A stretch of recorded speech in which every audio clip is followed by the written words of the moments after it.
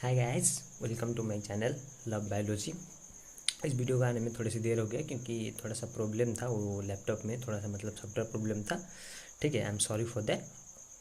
Well, I hope कि तुमने सब अपना पढ़ाई कंटिन्यू कर रहा होगा। ठीक है, पढ़ाई कंटिन्यू रखो हमेशा, क्योंकि ये एंट्रेंस के लिए बहुत ही ज़रूरी है। That B continuous. ओके, मतलब कभी ऐसा मत छोड़ना कि आज इतना कंप्लीट कर दिया, काल नहीं पढ़ूंगा, फिर परसों पढ़ूंगा, वो नहीं। कंटिन्यूअस रखो पढ़ाई को, एक टाइम पे पढ़ो। ठीक है, एक जो सिंसियरिटी होता है पढ़ाई की तरफ, वो रखो। ठीक है, आराम से तुम क्रैक कर सकते हो। नहीं, ठीक है। हमने लास्ट क्लास जो एंट्रेंस में हमने 2 क्लास कंप्लीट कर लिए हैं। पहला था सेल स्ट्रक्चर एंड फंक्शन का, और दूसरा था सेल रिप्रोडक्शन का। तो आज का जो क्लास है उसके बारे में हम क्या पढ़ेंगे? ह्यूमन डाइजेशन एंड अब्जॉर्प्शन के बारे में। ये जूलॉजी का एक चैप्टर है फर्स्ट ईयर में, ह्यूमन डाइजेशन एंड। तो चलो फिर शुरू करते हैं ह्यूमन डाइजेशन एंड अब्जॉर्प्शन। ठीक है, पहला हम क्या है? ओरल या buccal cavity, it adds in injection of food, digestion of food begins here. Oral और बक्कल कैविटी का मतलब है तुम्हारा जो माउथ। इसको हम कैविटी क्यों बोलते हैं? क्योंकि ये मतलब एक स्पेस है। ठीक है, एक स्पेस है अपने माउथ जिसको मतलब तीनों तरफ से कवर है, लेकिन एक तरफ से इसका मतलब खुला है। ठीक है, इसलिए हम इसको क्या बोलते हैं? एक कैविटी बोलते हैं। ये ओरल या फिर इसको हम क्या बोलते हैं? Buccal cavity. ठीक है, ये क्या करता है? Aids in injection of food, मतलब खाने को इंजेस्ट करने में, मतलब अंदर लेने में हेल्प करता है। The digestion of food begins here, मतलब डाइजेशन, पहला जो फूड का डाइजेशन होता है वो यहाँ से बिगिनिंग होता है। देखो, डाइजेशन का बेसिक डेफिनेशन क्या होता है? What is digestion? The conversion of complex molecules into their simpler forms is known as digestion. ठीक है, ओरल कैविटी का कंपोनेंट्स क्या है? टोंग। पहला क्या होता है? टोंग, जो हम जिम बोलते हैं टोंग। उसमें क्या होता है? Papillary taste receptors are found. Taste receptors जो होते हैं, टेस्ट रिसेप्टर्स का साइंटिफिक नेम है पैपिले। ठीक है, they serve as organ for taste. ठीक है, वो किस में हेल्प करते हैं? They serve as organ for taste. 4 तरह के पैपिले होते हैं, सर्कुम्वैलेंट, फॉन्जीफॉर्म, फिलीफॉर्म और फोलिए। सर्कुम्वैलेंट जो पैपिले है, they are the largest papillae. ठीक है, there are knob like largest papillae. Knob मतलब पता है, जो डोर में जो गोल गोल सा लगा होता है। ठीक है, उसी तरह knob like they are the largest papillae. Fungiform जो है वो टोंग के टिप में, मतलब यहाँ पे पाए जाते हैं फॉन्जीफॉर्म। ठीक है, the tip of the tongue, the fungiform papillae are form. In filiform papillae no taste buds are present. Filiform जो होता है सबसे छोटा पैपिले होता है। ठीक है, द स्मॉलेस्ट। सर्कुम्वैलेंट लार्जेस्ट होता है, फिलीफॉर्म स्मॉलेस्ट होता है। ठीक है, यहाँ पे टेस्ट बड्स नहीं पाए जाते हैं, कहाँ पे? फिलीफॉर्म पैपिले में। और चौथा जो पैपिले है, फोलिएट पैपिले, जो ह्यूमन टोंग में नहीं होता है, क्योंकि इसका जो टेस्ट बड होता है वो चाइल्डहुड में डिजेनरेट हो जाता है। ठीक है, इसीलिए the foliate papillae are absent in human tongue. ठीक है, जब क्वेश्चन आएगा which papillae is absent in human tongue, तुम आंसर क्या तुमको लिखना है? Folate papillae. टोंग का एक और क्या काम होता है? Helps in proper mixing of food. ठीक है, तुमने अगर मतलब राइस अलग खा लिया, दाल अलग खा लिया, तो उसका जो प्रॉपर मिक्सिंग है वो उसका ओरल या बक्कल कैविटी हेल्प करके मिक्स करने में। क्योंकि तुम्हारे एक ही मतलब कैविटी में तुम उधर राइस भी ले रहे हो, वहाँ पे तुम दाल भी ले रहे हो, और जो करी हुआ है उसको भी तुम ले रहे हो, तो वो क्या करेगा? प्रॉपर मिक्सिंग करेगा। जब तुम उसको च्यू करोगे तो उसका काम क्या होता है? Proper mixing of food, food को अलग अलग न रख के मिक्स करके एक पेस्ट बनाएगा। नॉन्स glands are found which is responsible for taste, मतलब हमको जो टेस्ट पता चलता है, जो सेंस जो हमारा टेस्ट है, टोंग भले ही एक सेंस ऑर्गन हो, लेकिन उसको हम सेंस ऑर्गन किस लिए कह सकते हैं? नॉन्स ग्लैंड के लिए। ये जो नॉन्स ग्लैंड होते हैं, ठीक है, these are responsible for the test.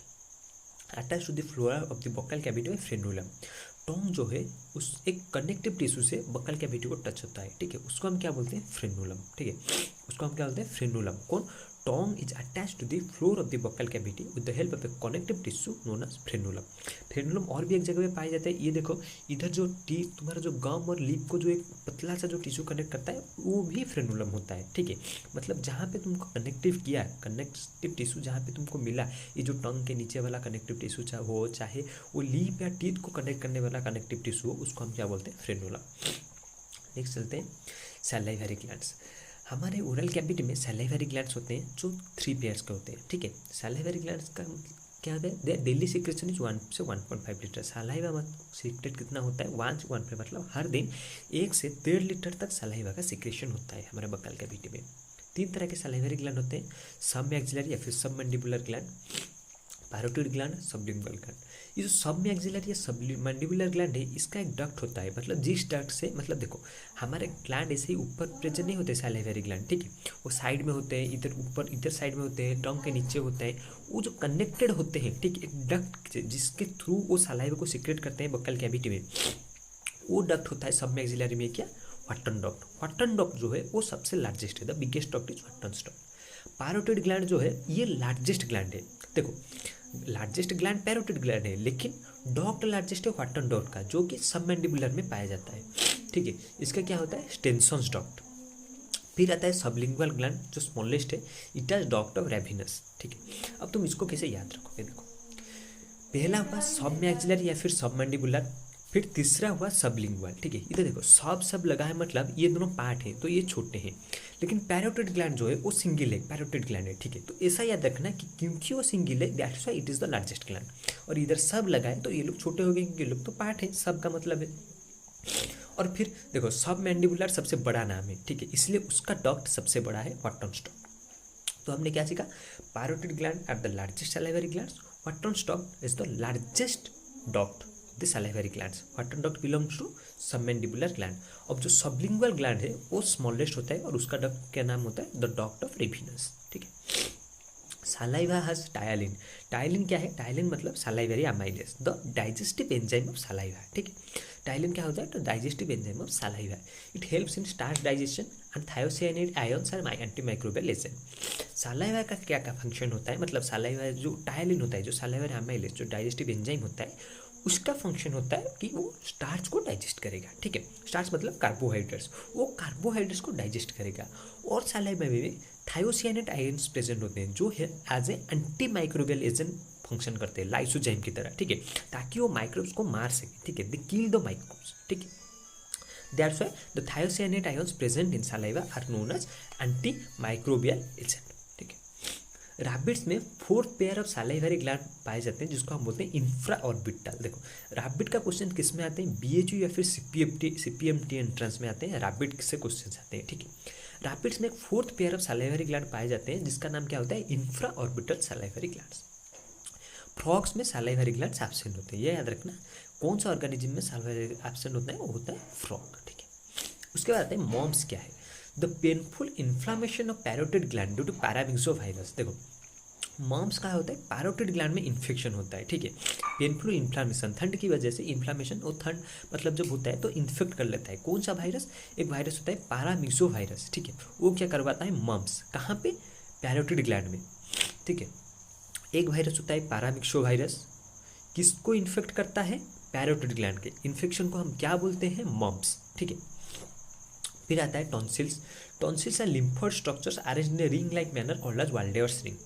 Tonsils जो होता है वो तुमको तो मतलब बहुत बार डॉक्टर, तुम्हारा जो गला दर्द हो गया होगा, ठीक है, गले में पेन हो रहा होगा, ठीक है, वहाँ पे तुम क्या जाते हो डॉक्टर के पास, डॉक्टर बोलता है टॉन्सिलिटिस हो गया, टॉन्सिल्स मतलब इन्फ्लामेशन हो गया है, ठीक है। This are the lymphoid structures, lymphoid structures मतलब they are the lymph, they connected to the lymph circular system of the body, ठीक है। बॉडी में जो सर्कुलेटरी सिस्टम होता है, एक होता है ब्लड सर्कुलेटरी सिस्टम, एक होता है लिम्फ सर्कुलेटरी सिस्टम, ठीक है। ये क्या है, टॉन्सिल्स आर लिम्फोइड स्ट्रक्चर्स, ठीक है। They are arranged in ring like manner known as Waldeyer's ring, ठीक है। वो एक रिंग लाइक मैनर मतलब गोल एक रिंग की तरह अरेंज होते हैं, उस रिंग को हम क्या बोलते हैं, वाल्डेयर्स रिंग। तो inflammation of tonsils is known as tonsillitis, ठीक है। टॉन्सिलाइटिस क्या बोलते हैं, इन्फ्लामेशन ऑफ टॉन्सिल्स, ज़्यादा ठंड की वजह से टॉन्सिलाइटिस होता है। इन्फ्लामेशन इन फारिंजियल टॉन्सिल, फारिंजियल मतलब फारिंग्स, वॉइस बॉक्स में जो टॉन्सिल होता है, ठीक है, वहाँ पे अगर इन्फ्लामेशन हो गया उसको हम क्या बोलते हैं, एडेनोइड्स। ये बच्चों में ज़्यादा कॉमन होता है, ठीक है, क्योंकि बच्चों का जो फारिंग्स होता है इतना डेवलप नहीं होता है, ठीक है, मतलब बहुत ही पतला होता है, बहुत ही सॉफ्ट होता है, इसीलिए वहाँ पे जल्दी से इन्फेक्शन हो जाता है। और उस फारिंजियल टॉन्सिल में जो इन्फ्लामेशन होता है उसको हम क्या बोलते हैं, एडेनोइड्स नाम देते हैं। Adenoids are the common problems in children, ठीक है। नेक्स्ट चलते हैं टीथ, अब आएंगे टीथ के बारे में, ठीक है। टीथ में क्या होता है, उसका जो कंटेंट क्या होता है, एनामेल डेंटाइन, ठीक है। Enamel is ectodermal origin, dentine is mesodermal, ये याद रखना, एनामेल ई से शुरू होता है इसलिए एक्टोडर्मल ई से भी शुरू होता है, डेंटाइन उसी तरह याद रखना मेसोडर्मल है, ठीक है। Enamel are produced by ameloblast cells whereas dentine are produced by odontoblast cells. अब ये देखो कौन सा अमीलोब्लास्ट है, कौन सा ओडोंटोब्लास्ट है। देखो एनामेल में ज़्यादा प्रोनाउंस क्या होता है, AEL, उसी तरह अमीलोब्लास्ट में भी AEL, डेंटाइन में DNT ज़्यादा मतलब कॉम्प्लेक्स होता है, ज़्यादा प्रोनाउंस होता है, उसी तरह ओडोंटोब्लास्ट में भी DNT। तो इस तरह एनामेल अमीलोब्लास्ट, एनामेल सिंपल पतला सा सुनाई देता है, अमीलोब्लास्ट पतला सा सुनाई देता है, वहीं पे डेंटाइन मोटा वर्ड है, ओडोंटोब्लास्ट में मोटा वर्ड सुनाई देता है। तो याद रखना, enamel is produced by ameloblast cells, dentine is produced by odontoblast cells, ठीक है। Enamel are the hardest substance in vertebrates. Vertebrates non vertebrates दो होते हैं, ठीक है, वो एनिमल किंगडम में हम इसके बारे में डिस्कस करेंगे। एनामेल क्या होता है, वर्टिब्रेट्स में तो हार्डेस्ट सब्सटेंस होता है, ठीक है। These are composed of calcium phosphate and also fluorine, ठीक है। इसमें कैल्शियम फॉस्फेट भी होता है और फ्लोरीन भी होता है, ठीक है। डेंटाइन वो मेसोडर्मल है, protist odontoblast, this forms the bulk of the teeth. मतलब टीथ का जो मैक्सिमम जो तुम देख रहे हो वो डेंटाइन है, उसके ऊपर एनामेल का एक लेयर है, ठीक है। This enamel is the hardest substance in vertebrates, ठीक है। Fluorine decays the enamel. अब तुम पूछोगे यार एनामेल में तो कैल्शियम फॉस्फेट और फ्लोरीन था, तो फ्लोरीन कैसे एनामेल को डिके किया? देखो हम क्या जानते हैं, excess of anything is bad for health. तुम ऑयली चीज़ थोड़ा सा खाओ तो अच्छा है, ज़्यादा खाओगे तो हाई कोलेस्ट्रॉल हो जाएगा, हार्ट प्रॉब्लम हो जाएगा। उसी तरह अगर एनामेल में तुम मतलब ज़्यादा फ्लोरीन आ गया, ठीक है, कुछ कुछ पेस्ट में फ्लोरीन एक्सेस होते हैं टूथपेस्ट में, इसलिए वो एनामेल को डिके कर देते हैं, ठीक है। अगर ज़्यादा फ्लोरीन कंटेंट एनामेल को मिल गया तो वो डिके होना शुरू हो जाएगा, ठीक है। That's why fluorine decays the enamel, okay. Next चलते हैं ह्यूमन टीथ। देखो हमने तो ये एक नॉर्मल टीथ के बारे में पढ़ा, अभी हम पढ़ेंगे ह्यूमन टीथ के बारे में, ठीक है। Human teeth are 3 types, thecodont, diphyodont, heterodont. ये ह्यूमन टीथ नहीं है, टीथ का 3 टाइप्स है, ठीक है। थेकोडोंट मतलब एम्बेडेड इन सॉकेट और एल्वियोली। देखो सॉकेट जो है गम्स में जो सॉकेट होता है, ठीक है। देखो अगर तुमने बचपन जब तुम्हारा दांत मतलब ऐसे टूट गया होगा, ठीक है, टीथ हैज फॉलन, तो देखो वहाँ पे एक सॉकेट होता है, एक स्पेस होता है, ठीक है, उसको हम बोलते हैं सॉकेट या फिर एल्वियोली। ये होता है थेकोडोंट टाइप। डाइफोडोंट में क्या होता है, 2 sets milk teeth are replaced by permanent teeth. In diphyodont set of teeth, ठीक है, milk teeth are replaced by permanent teeth. फिर आता है heterodont. Heterodont different types of teeth, incisor, canines, premolars, molars.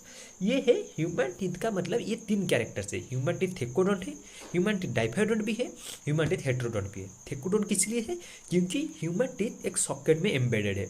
डाइफाइडोंट किस लिए है, क्योंकि बचपन में तुम्हारा एक सेट का टीथ गिर के फिर दूसरा सेट आता है, ठीक है, उसको हम बोलते हैं मिल्क टीथ, ठीक है।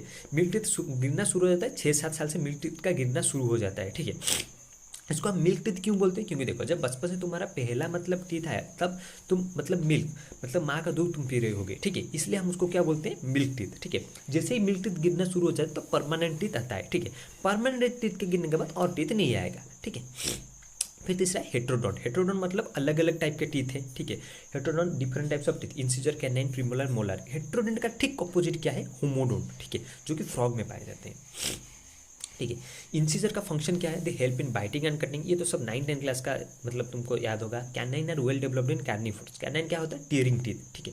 देखो जब तुम मांस खाते होगे, चिकन हो या मटन, तुम ऐसे नहीं, ऐसे साइड वाइज करते हो, क्योंकि ये जो पॉइंटेड टीथ है जो कैनाइन से तुम उसका मदद लेते हो, ठीक है। Molar helps in grinding of food, okay. Molar जो होता है जब तुम खाना खाते हो तो ग्राइंड जो करते हो, मुंह में जो चबाते हो, वो किस में कौन हेल्प करता है, मोलर टीथ, ठीक है। इन फ्रॉग टीथ है एक्रोडोंट और होमोडोंट। मतलब एक्रोडोंट क्यों है, क्योंकि टीथ मतलब उसे एम्बेडेड इन सॉकेट नहीं होता है, उसी पे से लगा होता है, ठीक है, इसलिए हम उसको बोलते हैं एक्रोडोंट।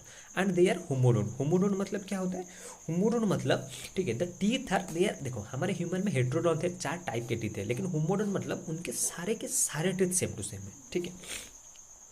अब चलते हैं डेंटल फार्मूला। देखो डेंटल फार्मूला क्या है, एक एडल्ट के टीथ के बारे में कितना टीथ है एक फार्मूला होता है, ऊपर कितना है नीचे कितना, क्योंकि अपर जो लोअर जो होता है, ठीक है। तो डेंटल फार्मूला ह्यूमन टीथ है 2 1 2 3, ठीक है।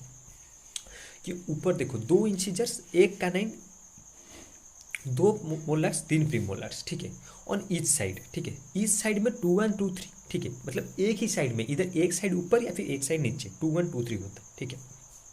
अगर 2 1 2 3 बाई 2 1 2 3 इंटू 2 करोगे, ठीक है, तो उधर तुमको क्या मिलेगा, 8/8 इंटू 2, ये होगा 16 इंटू 2 30। 8/8 इधर डिवाइड मत कर देना, तुम्हारे एक साइड में 8 है, ऊपर एक साइड में 8 है, नीचे एक साइड में 8 है, इसी तरह इधर भी ऊपर एक साइड 8 है, नीचे एक साइड 8 है, ठीक है। तो इधर एक साइड में तुम्हारा डेंटल फार्मूला एक साइड का ऊपर या नीचे का सिर्फ एक साइड का आता है, ठीक है। डेंटल फार्मूला 2:1:2:3, दोनों साइड में मिला के क्या होता है, वो 32 टीथ होता है, ठीक है। 2 मतलब 2 इंसिजर्स, 1 कैनाइन, 2 मोलर्स, 3 प्रीमोलर्स, ठीक है। तो इधर तुम्हारा टोटल कितने हुए, देखो 2 2 4 इंसिजर्स ऊपर, 2 2 4 8 इंसिजर्स हुए, 1 2 3 4 कैनाइन्स हुए, 2 2 4 हुए, इधर 2 2 4 हुए, 8 क्या हुए, 8 मोलर्स, 3 3 6 3 3 6 12, ठीक है। 12 क्या हो गए, प्रीमोलर्स, ठीक है। टोटल मिला के कितना हुए, 32।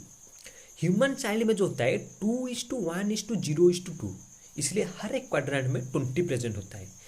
क्यों इधर जीरो क्यों है? क्योंकि ह्यूमन मिल्क मतलब बेबी में जो टीथ होता है, ठीक है, उनमें प्रीमोलर्स नहीं होता है, ठीक है, मोलर्स प्रेजेंट होता है लेकिन प्रीमोलर्स उनमें प्रेजेंट नहीं होता है, ठीक है। फिर आता है रैबिट में 2:0:3:3। इधर कैनाइन्स एब्सेंट होता है, देखो इसलिए कैनाइन्स का क्या होता है, जीरो इधर लिखा हुआ है। देखो जो हर्बीवोर्स एनिमल्स हैं उनको कैनाइन्स की क्या ज़रूरत है, उन्हें तो खाना टीयर नहीं करना पड़ेगा, they only use to cut and bite, ठीक है, वो घास खाएंगे, पत्ते खाएंगे, तो सिर्फ उसको कट करेंगे, बाइट करेंगे, तो उनको तो कोई टीयरिंग करने की ज़रूरत नहीं है क्योंकि वो तो सॉफ्ट चीज़ें हैं, ठीक है। इसीलिए हर्बीवोर्स एनिमल्स में कैनाइन्स एब्सेंट होते हैं। और वो जो स्पेस होता है, देखो कैनाइन्स एब्सेंट हुए उसका मतलब ये नहीं कि वहाँ पर इंसिजर्स ग्रो कर देगा, नहीं, इंसिजर्स ग्रो नहीं करेगा, लेकिन वहाँ पे जो स्पेस रह जाता है उस स्पेस को हम क्या बोलते हैं, डायस्टेमा।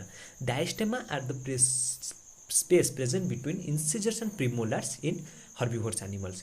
ये देखो इधर मैंने एक न्यूमोनिक तुमको दिया है DIP, diastema between incisors and premolars, ठीक है। Third molar in human are known as wisdom tooth which is vestigial. देखो ह्यूमन में जो थर्ड मोलर होता है, ठीक है, वो लास्ट में सबसे उगता है। विजडम टूथ उसको क्यों बोलते हैं, क्योंकि वो 18 साल के बाद उगता है, ठीक है, 18 साल के आसपास, इसलिए हम उसको बोलते हैं विजडम टूथ, क्योंकि तुम अडल्ट हो गए होगे, ज़्यादा तुम्हारा दिमाग मतलब विजडम ज़्यादा नॉलेज मिल गया होगा, इसलिए हम उसको क्या बोलते हैं, विजडम टूथ। आपका स्लाट है ये वेस्टिजियल है, क्योंकि देखो उसके उगने से पहले भी तुम खा रहे होगे, उसके बाद भी उसकी कोई ज़रूरत नहीं था, ऐसे ही उगाया, ठीक है। अब एलिफेंट के बारे में जानेंगे। देखो यहाँ पर एक मतलब प्रोवर्ब एक हिंदी में होते हैं, हाथी के दांत खाने के अलग दिखाने के अलग, ठीक है। इसका क्या मतलब है, ये एक निमोनिक है। देखो दिखाने के दांत इंसिजर्स जो टस्क होते हैं, ठीक है, कुछ बच्चे उसको कैनाइन समझ लेते हैं क्योंकि वो क्या होता है, तुम लोग बोलोगे कि पॉइंटेड है इसलिए कैनाइन से, नहीं, वो कैनाइन्स नहीं है, वो इंसिजर्स है, द टस्क। खाने के लोफोडोंट, ठीक है, उनका मुंह के अंदर भी कुछ दांत होते हैं जो लोफोडोंट उनका कैरेक्टर होता है, ठीक है। इसीलिए हाथी जो दांत दिखाता है उससे वो खाता नहीं है, वो अपने आप को प्रोटेक्ट करता है, वो होता है इंसिजर्स। और खाने के लिए उसका जो दांत होता है वो होता है लोफोडोंट, ठीक है। फिर आते हैं, इसीलिए हम प्रोवर्ब क्या यूज करते हैं, हाथी के दांत खाने के अलग दिखाने के अलग, ठीक है। ये एक न्यूमोनिक है, मतलब एक दांत हाथी दिखाता है, ठीक है, लेकिन वो खाता दूसरे दांत से। फिर आते हैं हम फैरिंग्स के बारे में। Pharynx this is the common passage for swallowing food and breathing.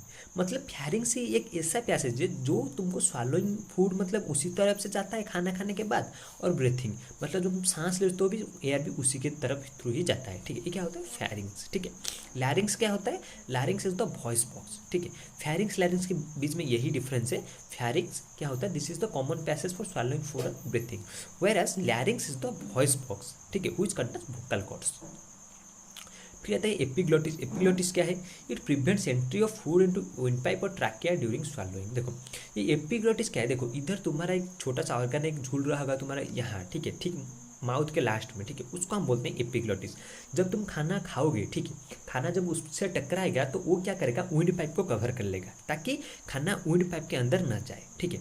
लेकिन अगर तुम खाते वक्त बात करोगे या फिर पानी पीते वक्त बात करोगे तो वो क्या होता है, ठीक से वो क्लोज नहीं हो पाता है, क्योंकि वो ठीक से फंक्शन नहीं कर पाता है, तब भी खाना या पानी तुम्हारे नाक के अंदर आ जाता है क्योंकि विंड पाइप के अंदर घुस जाते हैं, ठीक है। इसीलिए खाना खाते वक्त या पानी पीते वक्त किसी से बातें नहीं करना चाहिए, ठीक है। फिर आता है क्या, oesophagus. Oesophagus these are line by stratified squamous epithelium. ये एक टिश्यू है, स्ट्रैटिफाइड स्क्वामस एपिथेलियम टिश्यू है, हम टिश्यू जब पढ़ेंगे तब पढ़ेंगे। With connective tissue coat of tunica adventitia, मतलब इस पे कनेक्टिव टिश्यू भी है, वो क्या होता है, tunica adventitia. It is involve in deglutition. Deglutition क्या है, डिग्लूटिशन का मतलब स्वैलोइंग। देखो जब तुम फूड स्वैलो करते हो तो वो तुम्हारा पेट के स्टोमक के पास कैसे जाएगा, ओइसोफागस से पाइप लाइक स्ट्रक्चर है जिसके थ्रू जाएगा, इसलिए that's why it is involve in deglutition. फिर आता है स्टोमक। भाया ओइसोफागस, ओइसोफागस के through food enters into the stomach. Stomach के अंदर ओइसोफागस के थ्रू फूड जाता है। There is a sphincter present between oesophagus and stomach. Oesophagus और स्टोमक के बीच में एक स्फिंक्टर प्रेजेंट होता है जो कि खाना को अंदर जाने देता है लेकिन बाहर आने नहीं देता है। इसलिए जब तुम वॉमिट करते हो तो बहुत पेन होता है, क्योंकि वो मतलब अपने अपोजिट डायरेक्शन में वो फाल्व को, ठीक है, उस स्फिंक्टर को खोल के आता है, इसलिए वॉमिट करते वक्त पेन होता है। उस स्फिंक्टर को हम क्या बोलते हैं, गैस्ट्रोइसोफेजियल स्फिंक्टर, ठीक है, गैस्ट्रो स्टोमक को बोलते हैं, ठीक है, इसलिए स्फिंक्टर बोलते हैं gastro-oesophageal sphincter. Empty stomach has mucosal floors पर ड्यूके, ठीक है। जब तुम्हारा स्टोमक एम्प्टी होगा, ठीक है, जब स्टोमक के हिस्टोलॉजी में तुम पढ़ोगे, ठीक है, उसमें जब एम्प्टी होगा, ठीक है, वहाँ पे म्यूकोसल फोल्ड्स हो गए जिसको हम बोलते हैं ड्यूके। र्यूमिनेंट मतलब कैटल, र्यूमिनेंट्स मतलब कैटल, ठीक है, र्यूमिनेंट एनिमल्स जो खाना को चबाते हैं, खाने के बाद फिर पेट से वापस लेके चबाते हैं, उनके पेट में क्या होता है, 4 चैम्बर होते हैं, रूमेन, रेटिकुलम, ओमासम, एपोमासम। रूमेन क्या होता है, वो सेलुलोज डाइजेशन में हेल्प करते हैं और यही होता है ट्रू स्टोमक, ठीक है। रूमिनेंट्स में rumen is the true stomach. फिर आता है रेटिकुलम, ओमासम, एबोमासम। ओमासम और एबोमासम के क्या कहना तो वो स्टोर करता है। देखो जब काव एक रूमिनेंट एनिमल है, देखो तुम जब देखो काव को भी चबाता नहीं, वो मतलब चढ़ते जाता है मतलब पूरा फील्ड ऐसे ही घूमता रहता है। जब वो आके बैठता है कहीं पे एक जगह, तभी भी देखो वो चबाई जाता है। अरे क्या चबा रहा है, कुछ तो उसको तुमने खाना नहीं दिया। वो क्या होता है, जो फूड पहले खाया था उसको उसने स्टोर करके रखा था, ठीक है, फिर उसको वापस लाके उसको चबाता रहता है भल से अच्छे से डाइजेशन करने के लिए, ठीक है। ये ओमासम और एबोमासम वहाँ पे खाना स्टोर करते हैं। चलो नेक्स्ट चलते हैं स्टोमक पार्ट्स। स्टोमक में क्या क्या पार्ट्स है, कार्डियक, फंडिक, पाइलोरिक। ये 3 स्टोमक के पार्ट्स है। सबसे ऊपर एक कार्डियक, फिर मिडिल में है फंडिक, फिर नीचे है pyloric. Cardiac is connected to the oesophagus, whereas pyloric is connected to the small intestine, और फंडिक बीच का पार्ट है, ठीक है। Gastric glands have 3 types of cells. Stomach में जो ग्लैंड्स होते हैं उसको हम क्या बोलते हैं, गैस्ट्रिक ग्लैंड्स, क्योंकि स्टोमक को गैस्ट्र बोलते हैं, ठीक है। तो गैस्ट्रिक ग्लैंड्स में जो 3 टाइप के सेल होते हैं, एक होता है गॉबलेट सेल्स। गॉबलेट सेल क्या करता है, सीक्रेट म्यूकस, ठीक है। फिर आता है चीफ और zymogen cells, the secrete pepsinogen, ठीक है। फिर आता है पैराइटल और objecting cells which secrete castle's intrinsic factor. Castle's intrinsic factor क्या है, these are helps in vitamin B12 absorption. कौन हेल्प करता है, castle's intrinsic factor, they help in B12 absorption and HCl भी यही सेल पैराइटल या फिर ऑब्जेक्टिव सेल यही सीक्रेट करता है। देखो इधर मैंने एक न्यूमोनिक दिया है POCH, पैराइटल सेल या फिर objective cell, they secrete castle intrinsic factor and HCl। देखो इधर कैसे याद रखोगे, 3 सेल से। देखो गॉबलेट सेल तुम याद रख लेना सिर्फ म्यूकस से। फिर ये जो जाइमोजन सेल, देखो इधर G है इधर G है, पेप्सिनोजन। तो जाइमोजन सेल क्या करेगा, वो पेप्सिनोजन सीक्रेट करेगा, ये तुमको याद रखने का निमोनिक है।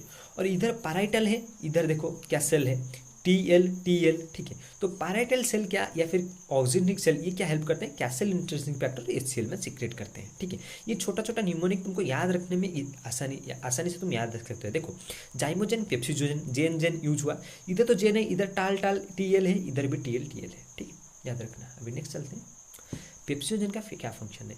Pepsinogen in presence of HCl at pH 1.5 मतलब कौन सा pH है, एसिडिक, ठीक है, becomes pepsinogen and helps in protein digestion, ठीक है। रेनिन, इधर देखो इधर एक इंपॉर्टेंट पॉइंट है, रेनिन 2 होता है हमारे बॉडी में, एक स्टोमक में होता है, ठीक है, एक किडनी में होता है। स्टोमक में जो रेनिन होता है वो एक डाइजेस्टिव एंजाइम होता है, किडनी में जो रेनिन होता है वहाँ रेनिन एक पार्ट होता है, ठीक है। ये जो रेनिन देखो स्टोमक में जो रेनिन हुआ वहाँ पर डबल एन है, लेकिन किडनी वाला रेनिन में सिंगल एन है, क्योंकि किडनी में सिंगल एन है, ठीक है। ऐसा याद रखना, किडनी में सिंगल एन है तो जो रेनिन छोटा सिंगल एन होगा वो किडनी में होगा।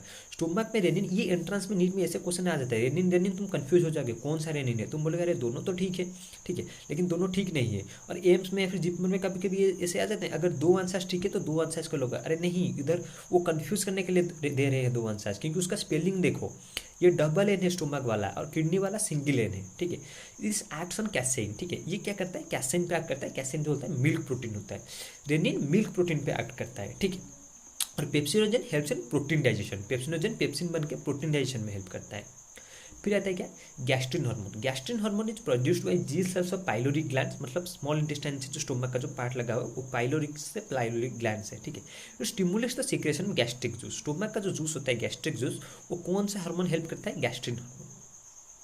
इन stomach food is mixed with acidic gastric juice to produce chyme. देखो स्टोमक में फूड जब गैस्ट्रिक जूस से मिलकर जब डाइजेशन हुआ, ठीक है, डाइजेशन के बाद जो पेस्ट प्रोड्यूस होगा उसको हम क्या बोलेंगे, चाइम, ठीक है। देखो जब तुम माउथ में जब खाना चबाते हो, जब वो स्टोमक में जाता है, माउथ में चबाने के बाद, माउथ में डाइजेशन के बाद उस फूड को हम क्या बोलेंगे, बोलोस, ठीक है, याद रखना, मैंने लिखना भूल गया है।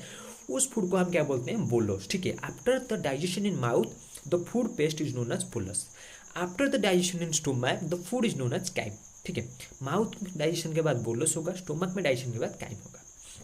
फिर आता है स्मॉल इंटेस्टाइन। स्मॉल इंटेस्टाइन में 3 पार्ट होता है, डुओडेनम, जेजुनम, इलियम।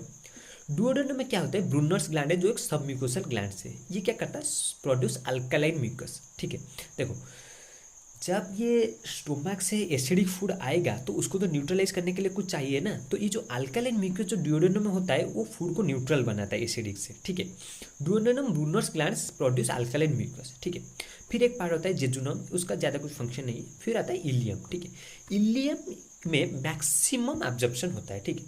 ये क्वेश्चन बताइए स्मॉल इंटेस्टाइन के कौन सा ऑर्गन में मैक्सिमम एब्जॉर्प्शन होता है, वो होता है इलियम, ठीक है।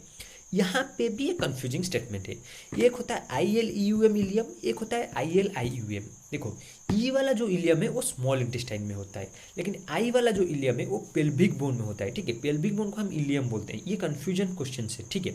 जैसे कि हमने रेनिन में देखा सिंगल एंड किडनी वाला, डबल एंड स्टोमक वाला, उसी तरह ई वाला इंटेस्टाइन में है, आई वाला पेल्विक बोन में है, ठीक है। ये याद रखना ileum. It is a lymphoid tissue where Peyer's patches are present. Ileum में पेयर्स पैचेस प्रेजेंट होते हैं, ठीक है। और इलियम का काम क्या होता है, this helps in maximum absorption of food. Next चलते हैं, देखो इलियम इज द, देखो इधर देखा है राइट में, ilium is the pelvic bone and ileum is the part of small intestine. ये जो इलियम में इधर आई है, ये इलियम में ई है, ठीक है। फिर हम देखेंगे भिली क्या है। Villi, this are the finger like projections which help in absorption of food maximum in ileum, ठीक है। देखो जैसे देखो मैंने तुमको क्या बोला था सेल चैप्टर में, सेल स्ट्रक्चर एंड फंक्शन में, ठीक है। जो सिलिया जैसे हेयर लाइक स्ट्रक्चर्स होता है, उसी तरह भिली भी स्मॉल इंटेस्टाइन में छोटे छोटे बहुत सारे फिंगर लाइक प्रोजेक्शंस होते हैं, ठीक है। वो क्या करते हैं, फूड जब डाइजेस्ट हो जाता है उसका एब्जॉर्प्शन करते हैं, ठीक है। डाइजेशन होने के बाद फूड क्या सिंपलर फॉर्म से कन्वर्ट हो जाता है, अमीनो एसिड्स हो जाता है, ठीक है, ग्लूकोज सुक्रोज इस सब में कन्वर्ट हो जाता है, तो उसको वो ऑब्जर्व कर लेता है, ठीक है। कौन ऑब्जर्व करता है, भिली, वो मतलब दे help in absorption of food, ठीक है। और ये मैक्सिमम प्रेजेंट कहाँ होता है, इलियम, इसीलिए यहाँ पे मैक्सिमम डाइजेशन और एब्जॉर्प्शन होता है, ठीक है। In between villi, creeps or libercum are found which secrete succus entericus, which is intestinal juice species 7.6। भिली मतलब हर एक भिली के बीच, हर दो भिली के बीच क्रीप्स और लाइवर्कुन पाए जाते हैं, ठीक है। ये एक टाइप के सेल्स होते हैं, वो क्या करते हैं, they secrete succus entericus. Succus entericus क्या है, इंटेस्टाइनल जूस का साइंटिफिक नेम होता है सक्कस एंटेरिकस, ठीक है। इसका पीएच कितना होता है 7.6। क्रीप्स और लिबरकुन कॉन्सिस्ट ऑफ आर्जेंटाफिन सेल्स, ठीक है। क्रीप्स और लिबरकुन और क्या सीक्रेट करते हैं, argentaffin cells, they help in secreting serotonin, ठीक है। सेरोटोनिन एक टाइप का हार्मोन है, वो भी क्या सीक्रेट करता है, क्रीप्स और लिबरकुन सीक्रेट करता है। एंड पैनेट सेल्स को भी क्रीप्स और लिबरकुन, मतलब देखो क्रीप्स और लिबरकुन यहाँ पे कितना कुछ सीक्रेट कर रहा है, देखो इट सीक्रेट्स इंटेस्टाइनल जूस जो है succus entericus, it also secretes serotonin, it also secretes Paneth cells, ठीक है। और फिर आता है villi are associated with lymph capillaries को लैक्टियल्स। भिली और किसके साथ मिलकर काम करता है, लिम्फ कैपिलरीज, जो क्या होता है लैक्टियल्स, ठीक है। लैक्टियल्स क्या होता है, through which digested products of fat are absorb. देखो फैट सबसे कॉम्प्लेक्स मोलिक्यूल है, ठीक है, क्योंकि वो एक ऑयली पार्ट है, ठीक है। तो उसको ऑब्जर्व करने के लिए लैक्टियल्स होते हैं, ठीक है। They are lymph capillaries which are associated with villi, ठीक है। वो हेल्प करते हैं डाइजेस्टेड फैट का जो डाइजेस्टेड प्रोडक्ट होता है उसको ऑब्जर्व करने के लिए, ठीक है। उसको हम क्या बोलते हैं, काइल, ठीक है। देखो जब हमने माउथ में डाइजेशन हुआ उसको हम बोले बोलस, जब स्टोमक में डाइजेशन हुआ उसको हम बोले काइल। इधर जब स्मॉल इंटेस्टाइन में एब्जॉर्प्शन होगा उसको हम बोलेंगे काइल, ठीक है। याद रखना, mouth bolus, stomach Kyle, small intestine Kyle, ठीक है। नेक्स्ट चलते हैं, देखो बाइल क्या होता है। Bile is secreted by the liver and stored in the gall bladder, ठीक है। बाइल कौन सीक्रेट करता है, लीवर बाइल को सीक्रेट करता है और स्टोर आके होता है कहाँ पे, गॉल ब्लैडर पे। It has no digestive enzymes, bile में कोई भी डाइजेस्टिव एंजाइम्स नहीं होता है, but it is responsible for fat emulsification. Emulsification मतलब फैट को इमल्सिफाई मतलब छोटा छोटा मॉलिक्यूल्स कर देगा फैट का, ठीक है, कम्प्लेक्स से सिंपल कर देगा, ठीक है। थ्रू बाइल सेल्स के जरिए सोडियम टोरोकोलेट, सोडियम ग्लाइकोलेट, ये दो बाइल सेल्स है किसमें, बाइल में प्रेजेंट होते हैं, ठीक है, जो हेल्प करते हैं फैट को इमल्सिफाई करने के लिए, ठीक है। Bile is also necessary for absorption of fat soluble vitamin. Fat soluble vitamin जो होते हैं ADE वो कौन हेल्प करता है, बाइल हेल्प करता है उनके एब्जॉर्प्शन में, ठीक है। Cholecystokinin, this stimulates contraction of gall bladder and release of kine. देखो कोलेसिस्टोकाइन सीसी के एक हार्मोन है, ठीक है, जो गॉल ब्लैडर को कंट्रैक्ट करता है और जिसके वजह से बाइल का रिलीज होता है। देखो अगर तुम एक बैलून लोगे उसमें कुछ पानी भर दोगे, अगर तुम बैलून को से प्रेस करोगे तो उससे पानी निकलेगा। उसी तरह कोलेसिस्टोकाइनिन क्या करता है, गॉल ब्लैडर को इंस्ट्रक्शन दे कि वो कंट्रैक्ट करे। जब गॉल ब्लैडर से कंट्रैक्ट करेगा, ठीक है, तो उसके अंदर जो जूस है वो तो बाहर निकलेगा ना। तो जब गॉल ब्लैडर कंट्रैक्ट करता है तो बाइल का रिलीज होता है। वो कौन करता है, कोलेसिस्टोकाइनिन, जिसको हम क्या बोलते हैं CCK, ठीक है। तो pancreatic juice contains trypsinogen and lipase, जो पैनक्रियास से सीक्रेट होता है उस क्या कंटेंट करता है, ट्रिप्सिनोजन और लाइपेस होता है, ठीक है, ट्रिप्सिनोजन। फिर देखो bile and pancreatic juice enter duodenum. Bile और पैनक्रियाटिक जूस दोनों डक्ट से कनेक्ट होते हैं और वो किस में कनेक्ट होते हैं, ड्यूओडेनम से ये दोनों कनेक्टेड होते हैं। बाइल और पैनक्रियाटिक जूस सीधे ड्यूओडेनम में आते हैं, स्टोमक में नहीं जाते हैं, वो ड्यूओडेनम स्मॉल इंटेस्टाइन में आते हैं, ठीक है। Trypsinogen in presence of enterokinase alkaline pH gives trypsin which helps in protein digestion. देखो पेप्सिनोजन भी कहाँ पे, एसिडिक पीएच में। पेप्सिनोजन कब एक्ट किया, एसिडिक पीएच स्टोमक में, ठीक है, वहाँ पे वो पेप्सिनोजन पेप्सिन बना और प्रोटीन डाइजेशन में हेल्प किया। लेकिन ट्रिप्सिनोजन अल्कालाइन पीएच कहाँ पे, एंट्रोकाइनेज के प्रेजेंस में, वहाँ पे एचसीएल के प्रेजेंस में, ठीक है।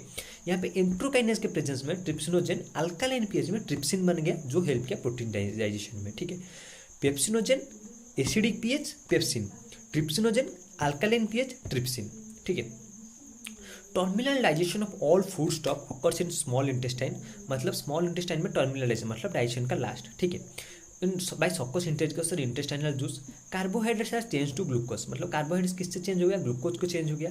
Proteins to amino acids, proteins किसको चेंज हो गया, अमीनो एसिड्स को। And fats to fatty acid and glycerol, ठीक है।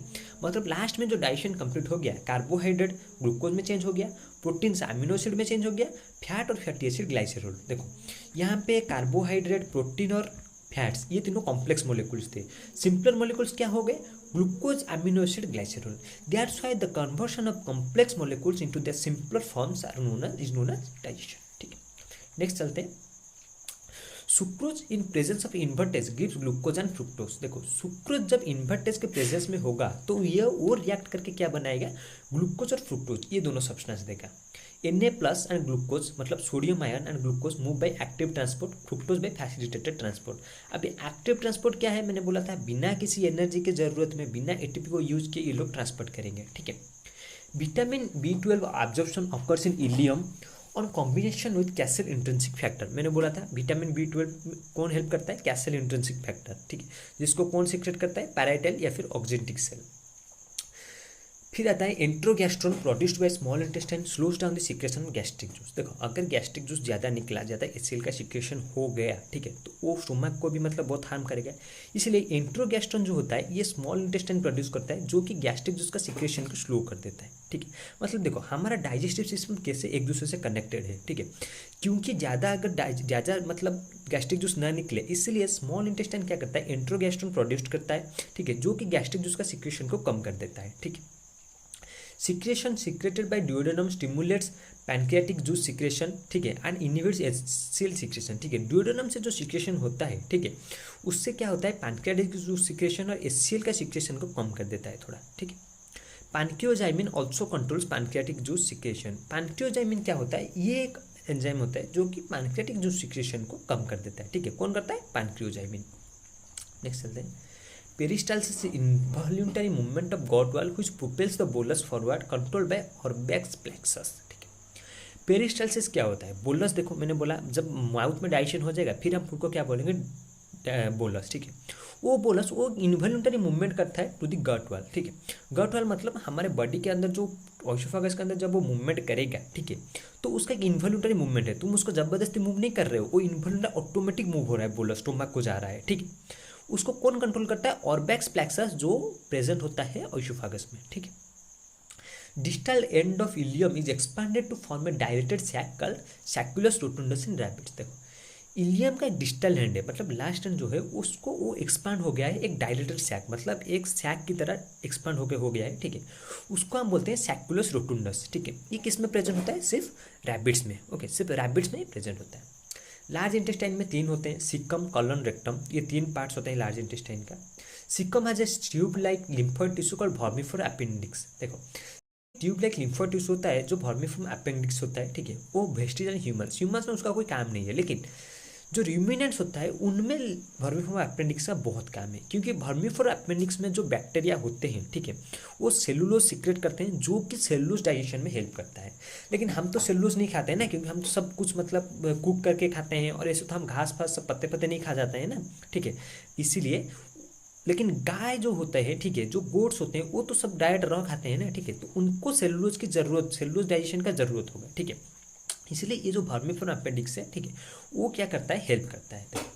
बहुत बार तुमने सुना होगा कि रात में तुमको नहीं खाना चाहिए, जो स्पिनाच जो सब लीफी वेजिटेबल्स है वो रात को नहीं खाना चाहिए, क्योंकि देखो हमारे बॉडी में इतना मतलब सेलुलोज का सिक्रेशन नहीं होता है, क्योंकि वर्मिफोर अपेंडिक्स जो है वो वेस्टिजियल है, ठीक है।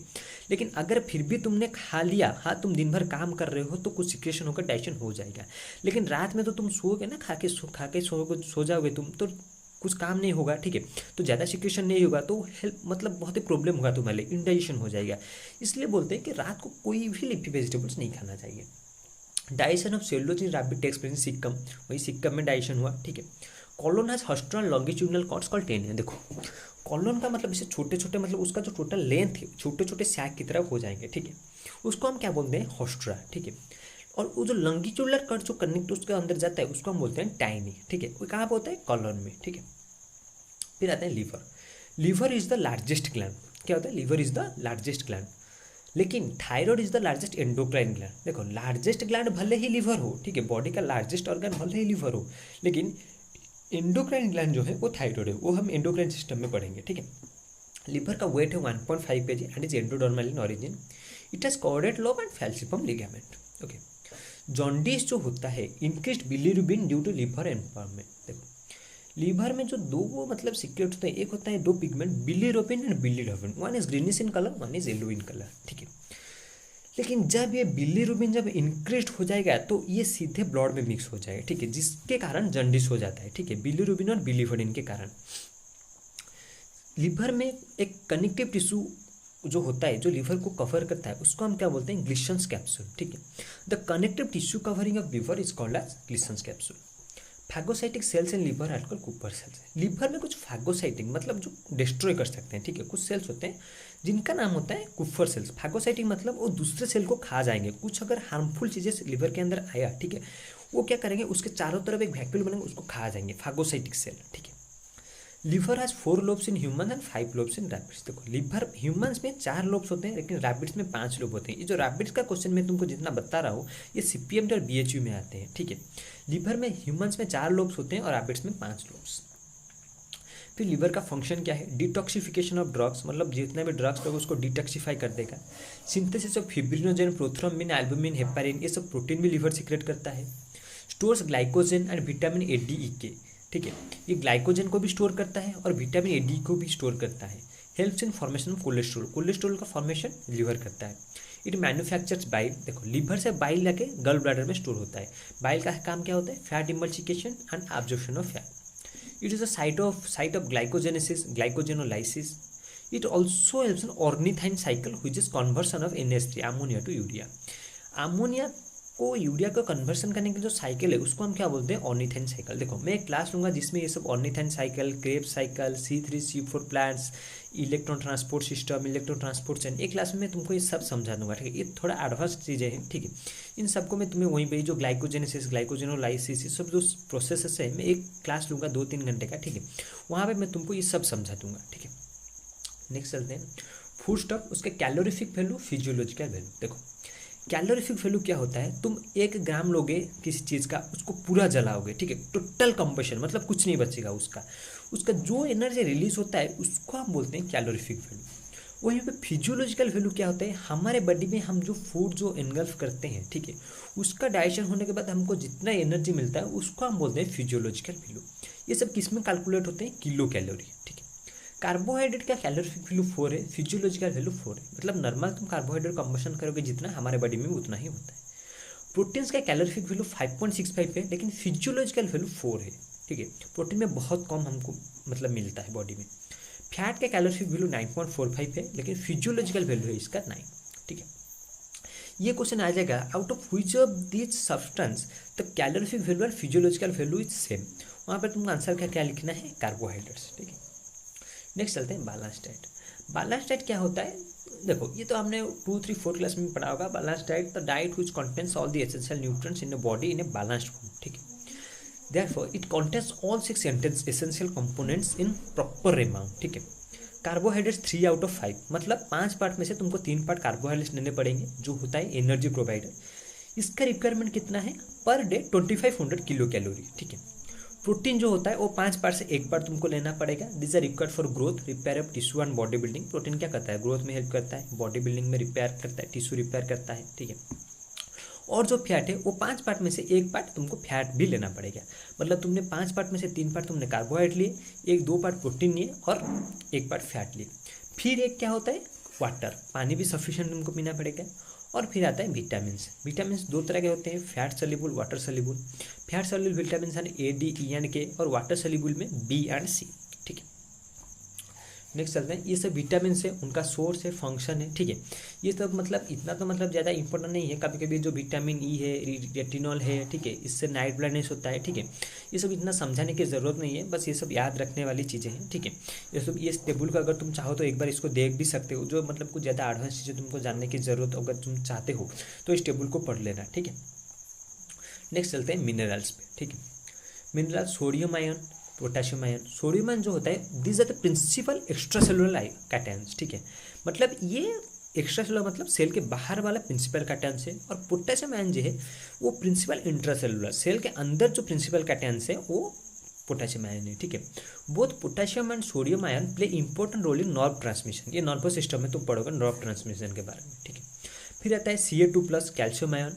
These are present as calcium phosphate in bones and teeth. Teeth और बोन्स में कैल्शियम फॉस्फेट होता है। टीथ में और क्या होता है, फ्लोरीन भी होता है कैल्शियम फॉस्फेट के साथ साथ। ब्लड कोआगुलेशन में हेल्प करते हैं, मसल कंट्रैक्शन में हेल्प करते हैं। आयरन जो है वो this are the component of haemoglobin और साइटोक्रोम। हेमोग्लोबिन हमारे ब्लड में प्रेजेंट होता है, they help in carrying oxygen molecules. Iodine helps in formation of thyroid hormone. Zinc जो होता है help in form as a component of carbonic anhydrase. Cobalt is component of carbonic of vitamin B12 जिसको हम बोलते हैं cyanocobalamin. ठीक है, fluorine is the component of enamel of teeth. Excessive intake causes fluorosis caused by mottled teeth. ठीक है, मतलब जब तुम फ्लोरीन का एक्सेसिव अगर तुम कंजम्पशन कर लिए तो वो एनामेल ऑफ टीथ का जो एनामेल है उसको डिस्ट्रॉय कर देगा। ठीक है, जिसकी वजह से क्या होता है, फ्लोरोसिस होता है, जो क्या होता है कैल्शियम मोटल टीथ, टीथ पतला हो जाएगा, वीक हो जाएगा। ठीक है, फिर चलते हैं हमारे आज के चैप्टर का last, protein energy malnutrition, PEM। मतलब हमारे बॉडी में अगर कुछ न्यूट्रिएंट्स का कमी रह गया तो क्या डिजीज होता है। ठीक है, deficiency of nutrients causes which disease. पहला आया marasmus, this caused by protein as well as energy deficiency. मतलब प्रोटीन के साथ साथ कार्बोहाइड्रेट का भी डेफिशिएंसी रहता है। This occur in infants, severe muscle wasting occurs. ठीक है, मतलब मसल वेस्टिंग मतलब मसल का ग्रोथ नहीं होगा, डिफॉर्म बॉडी हो जाएगा। ठीक है, ये ज़्यादा किस में पाया जाता है, मारास्मस, बच्चों में, इन्फेंट्स में। फिर आता है kwashiorkor, this is only protein deficiency. Marasmus protein as well as energy, लेकिन क्वाशियोरकोर सिर्फ protein deficiency. occurs in the age group of 0 to 5 years, characterized by hypoalbuminemia and edema। ठीक है, ये दोनों डिजीज है। हाइपोएल्बुमिन मतलब एल्बुमिन का बहुत कम हो जाएगा। ठीक है, एंड एडिमा।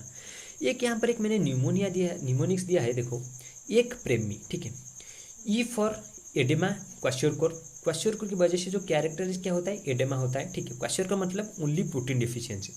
फिर आता है प्रेमी, प्रेमी मतलब प्रोटीन। ठीक है, इधर देखो एक तुमको बोलता हूँ, ई देखो, ई है एनर्जी, एम है मारास्मस, आई है इन्फेंट्स। देखो ये जो एक प्रेमी है, एक मतलब क्वाशियोरकोर और एडेमा होता है, ई फॉर एडेमा, के फॉर क्वाशियोरकोर। प्रेमी इधर जो है प्रोटीन भी होता है, एनर्जी भी होता है, ये याद रखना। मारास्मस जो है प्रोटीन और एनर्जी दोनों की डेफिशिएंसी की वजह से होता है। ठीक है, वहाँ पे आई मतलब इन्फेंट्स, इन्फेंट्स में ज़्यादा होता है मारास्मस। ठीक है, और क्या होता है मारास्मस, इधर देखो जो कैलोरी है, जो एनर्जी, इसको ये मतलब कि कार्बोहाइड्रेट को तो हम कैलोरी बोलते हैं ना, कार्बोहाइड्रेट गिव्स अस एनर्जी। ठीक है, इसीलिए प्रोटीन और कार्बोहाइड्रेट के डिफिशियंसी में हमको मारास्मस होता है। ठीक है, याद रखना मारास्मस जो है बहुत, ये जो डिफरेंस थोड़ा याद रखना, प्रोटीन और कार्बोहाइड्रेट दोनों के डिफिशियंसी मारास्मस होगा। लेकिन अगर सिर्फ एक का डिफिशियंसी, प्रोटीन का डिफिशियंसी हुआ तो उसको हम क्या बोलेंगे, क्वाशियोरकोर। पॉट बेलेट जो होता है ये सब होता है। ठीक है, starvation occurs when calorific requirement is not met from food intake and glycogen reserved। ठीक है, स्टार्वेशन कब होगा, देखो अगर तुम्हारा जो बॉडी का जो डेली कैलोरीफिक रिक्वायरमेंट है अगर वो बॉडी को नहीं मिला, ठीक है, तब उसको हम कंडीशन को बोलेंगे स्टार्वेशन। ठीक है, here burning of subcutaneous fat and muscle wasting occurs. ठीक है, मतलब अभी सबक्यूटेनियस, क्यूटेनियस मतलब क्यूटन, जब क्यूटन आता है वो क्या होता है, स्किन। ठीक है, सबक्यूटेनियस मतलब स्किन के नीचे वाला जो फैट है उसका जो बर्निंग मतलब उसको यूज़ करने लगेगा बॉडी। ठीक है, इसलिए जो लोग डाइटिंग करते हैं, डाइटिंग जो करते हैं कि अगर हम भूखे रह जाएंगे तो हमारा फैट को बॉडी खा जाएगा। देखो वेट लॉस करने के लिए डाइटिंग सबसे घटिया तरीका है, सबसे बेकार तरीका है, क्योंकि तुम्हारा बॉडी को हार्म करेगा। एक्सरसाइज करो, योगा करो, वेट लॉस हो जाएगा, लेकिन अगर तुम डाइटिंग कर रहे हो तो वो बॉडी के लिए बहुत बहुत हार्मफुल है। ठीक है, क्योंकि जब तुम डाइटिंग करोगे तो तुम्हारा जो स्टार्विंग हो जाएगा, उस स्टार्विंग के वजह से जो तुम्हारा सबक्यूटेनियस फैट होगा वो डाइजेस्ट होना शुरू हो जाएगा, बॉडी उसको यूज करने लगेगा, ठीक है। तुम्हारा एनर्जी वेस्ट हो जाएगा, मसल वेस्टिंग होगा, मसल वीक हो जाएगा, ठीक है। जो ग्लाइकोजन का जो रिजर्व होता है वो बॉडी यूज करने लगता है जब स्टार्वेशन होता है। इसलिए स्टार्वेशन मतलब बहुत ही हार्मफुल चीज़ है हमारे बॉडी के लिए, ठीक है। अगर कोई इंसान स्टार्व कर रहा है, मतलब देखो तुम जब कुछ फेस्टिवल्स होते हैं, कुछ वुमेन वो स्टार्व करते हैं, ठीक है, मतलब ऐसे उनका मतलब क्या मतलब रखते हैं भगवान के पास, ठीक है। तो जब वो स्टार्व करते हैं तो तुम उनके बॉडी में क्या होता है, पहले हमारा बॉडी का एक ऑर्डर ऑफ यूटिलाइजेशन है कि बॉडी पहले क्या यूज़ करेगा। सबसे पहले बॉडी ग्लूकोज को यूज़ करेगा, मतलब पहले दिन का जितना तुम खाए होगे, जितना तुम्हारा बॉडी में ग्लूकोज होगा उसको यूज़ कर लेगा। ग्लूकोज के बाद फिर वो क्या यूज़ करेगा, ग्लाइकोजन यूज़ करेगा, ठीक है। बॉडी ग्लूकोज के बाद क्या इसका यूज़ करेगा, ग्लाइकोजन का यूज़ करेगा, ठीक है। जब ग्लूकोज खत्म हो गया, जब ग्लाइकोजन खत्म हो गया, फिर बॉडी किसको जाएगा, फैट को जाएगा। जब बॉडी फैट को डाइजेस्ट करने लगेगा तो तुम्हारा जो सबक्यूटेनस फैट है उसको डाइजेशन करने उस पहला शुरू करेगा, ठीक है। तब तुम पतले होने लगोगे। जब फैट का भी कंप्लीट डाइजेशन हो गया लेकिन फिर भी तुम स्टार्विंग कर रहे हो तो फिर बॉडी का प्रोटीन, तुम वीक हो जाओगे, तुम्हारा बॉडी, तुम्हारा बोन्स ये सब वीक हो जाएंगे, मसल्स वीक हो जाएंगे, मूवमेंट नहीं कर पाओगे, ठीक है। ये होता है बॉडी का order of utilisation when you start. पहले ग्लूकोज यूटिलाइज होगा, फिर ग्लाइकोजन यूटिलाइज होगा, फिर फैट यूज होगा, फिर प्रोटीन हो जाएगा, ठीक है। ये ऑर्डर ऑफ यूटिलाइजेशन तुम याद रखना। ये किस मतलब प्रोटीन एनर्जी मालन्यूट्रिशन मारास्मस, जो बहुत प्रोटीन एंड एनर्जी के डेफिशिएंसी होता है। क्वेश्चन जो सिर्फ प्रोटीन डेफिशिएंसी से होता है। और ऑर्डर ऑफ यूटिलाइजेशन पहला ग्लूकोज, फिर ग्लाइकोजन, फिर फैट, फिर प्रोटीन, ठीक है। तो आज के लिए बस इतना ही, ठीक है। डाइजेशन और ऑब्जर्वेशन खत्म हो गया, ठीक है। अगले क्लास में हम एक नेक्स्ट चैप्टर में सोच रहा हूँ शायद रेस्पिरेशन तुमको वो समझा दूँ अगले क्लास में, ठीक है। और ये जो वीडियो है थोड़ा लेट आया, इसके लिए सॉरी। मैंने तुमको मतलब डिस्क्रिप्शन में तुमको दे दिया है वीडियो सारा नोट्स, प्रीवियस वीडियो का लिंक भी तुमको दे दिया है, ठीक है। उस वीडियो को भी जाके देख लो, आराम से देखो, आराम से बढ़ो, बिना किसी टेंशन के। टेंशन लोगे तो तुमको पढ़ाई याद नहीं रहेगा। बिना टेंशन के अरे जो होगा देखा जाएगा, सिर्फ नीट तो नहीं है ना, लेकिन अगर तुम क्रैक करना चाहते हो तो थोड़ा हार्डवर्क करना पड़ेगा, लेकिन टेंशन मत लेना, हार्डवर्क करो, सिंसियर रहो, पढ़ो आराम से, ठीक है। नोट्स देखो, एनसीईआरटी को बार बार रिवाइज करो, जितनी बार एनसीईआरटी को तुम रिवाइज कर सकते हो पढ़ के। अगर तुम एएमसी या जिपमर के लिए प्रिपेयर कर रहे हो तो बाहर का नॉलेज भी थोड़ा सा गेन कर लो, कुछ क्विज भी मतलब जनरल नॉलेज भी आ जाते हैं, ये सब साइंस फाइंस से, ठीक है। बस इतना, आराम से पढ़ो, सिंसियर रहो, हो जाएगा, ठीक है। All the best, thank you.